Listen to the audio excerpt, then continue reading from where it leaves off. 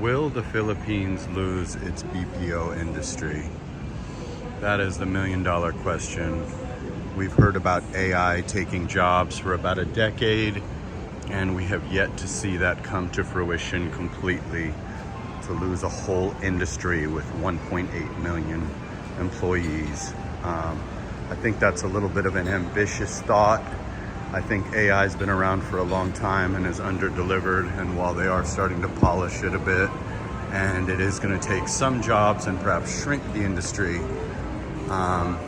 there's a lack of experts involved with the AI industry, and you need to be able to prep these systems to answer questions that a human could answer, and there's a lack of people to perform prompt engineering to train AI to answer questions. So I do not think that the Philippines will lose its BPO industry as a whole. Will it shrink? Certainly, but that's a given.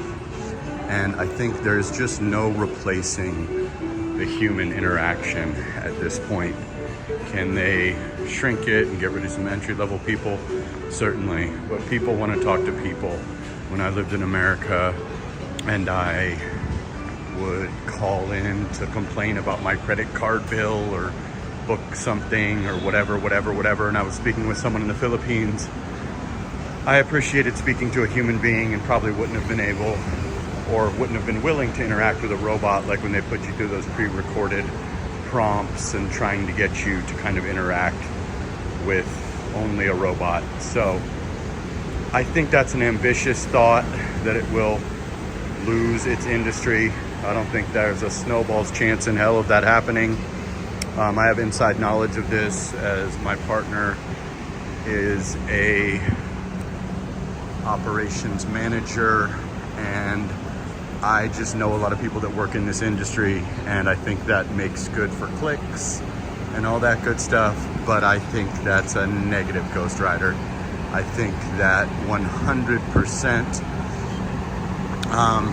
it will shrink it. Will it lose its industry? Negative.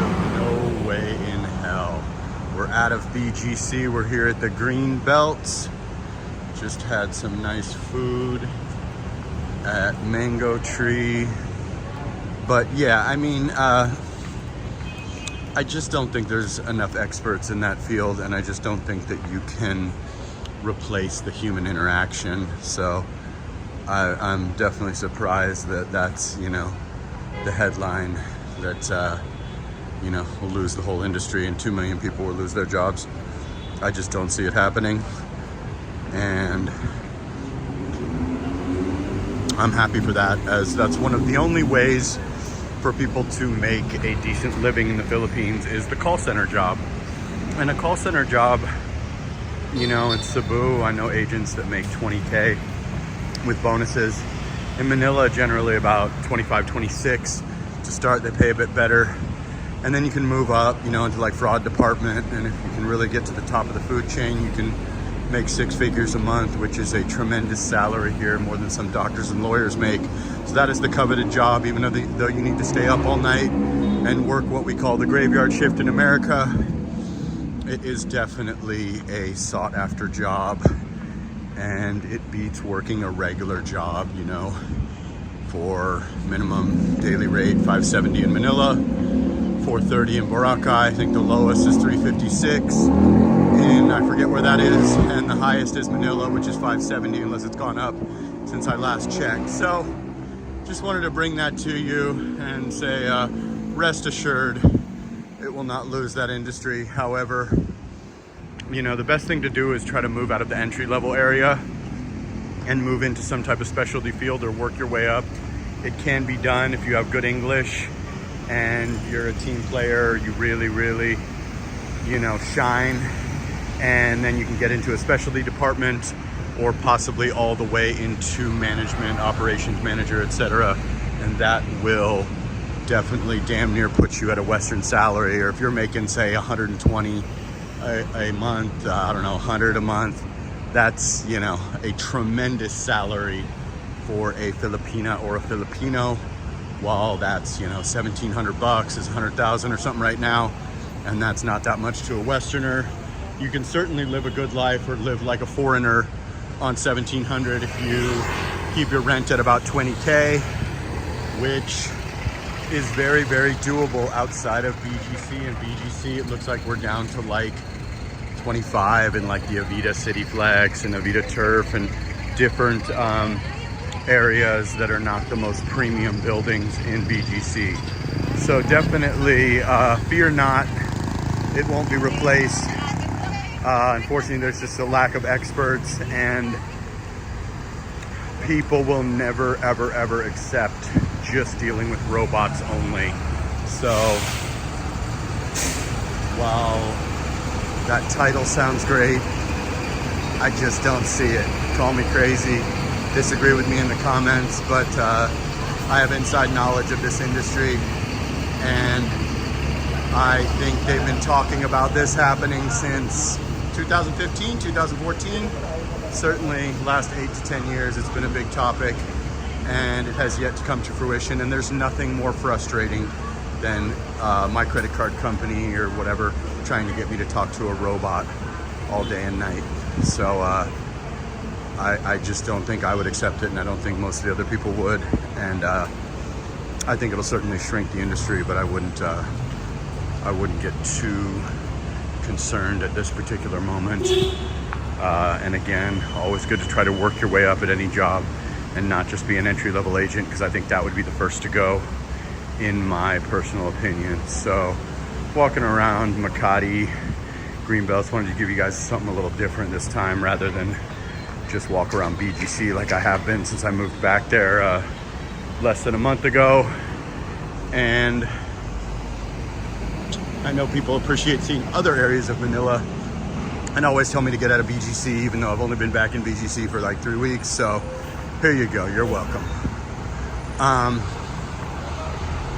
Basically, I think the best thing to do if you're a Filipino is to start your own business. If you're not, you know, working for an American company from your computer. A lot of people can work fully remote, sometimes hybrid. But yeah, if I was a Filipino, this would be my advice. I would try to start a business of any kind. If I couldn't do that, I would get into the BPO industry, or I would work for an American company remotely if I had high-level skills. Always get an education out here. It means a lot more than in my home country, where an education means a lot less. Tesla doesn't seem to care about your college degree. So that's something to think about. And I think entrepreneurship is the way to go. You can get a loan from somebody or something, or start some type of business. I don't care how low level it is. It's better than working for someone else. Generally, the money seems to stay at the top in the Philippines, which is unfortunate. But the only people that I've seen really get on their feet outside of business ownership or family money has been through, you know, working for American companies, whether that's crypto companies, crypto.com, operations manager level at call centers, things of that nature. Those are the people I know that are earning the 100,000 a month and things like that, which is a very, very solid living here in the Philippines. So definitely that's what I would do. Another thing that you could try to do is exactly what I'm doing. YouTube pays quite well. You know, Facebook, Snapchat, Instagram, whatever you can do, TikTok. There is actually money in that. And even if you were like a failed YouTube channel, you'd probably make more than an entry-level call center agent. So I'd like to see more Filipinos and Filipinas get into YouTube and even get a tiny bit of traction. It actually pays quite well.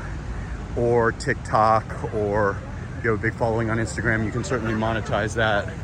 So I would definitely look into that if I was you, and just do the best you can. But you'll never get rich working for someone else, and the money sadly seems to stay at the top here in the Philippines, which is unfortunate, but you just got to get used to it.